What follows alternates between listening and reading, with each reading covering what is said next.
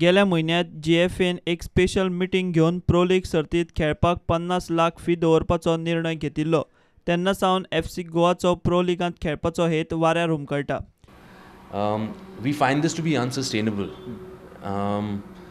There are teams in GFA that run at 1/10 the budget of the money we have been asked to deposit to enter into the Goa Pro League. So I don't think it's a sustainable model.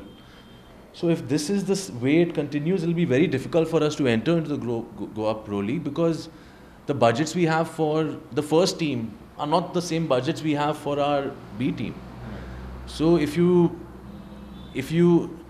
so we were entering the Goa Pro League knowing the economics of what it means to enter Goa Pro League. But if the economics is completely turned on its head and changed just because we are entering, then it becomes economically impossible for us to do that. We don't have the kind of budgets for our B team or our developmental squad that we do for our first team. So we are hoping that the GFA sort of revises their decision on being able to, on charging us the amount of money they want to charge us. We have put in a secondary letter as a follow-up to tell them of all of this, and let's hope that the best interest of Goan football is at the heart of the decision making on their end. शुक्रारा सांजे GFA ची meeting आसा। हे मीटिंगेंत pro लीगांत खंयची नवी team आसतली ते थारपाक शकता।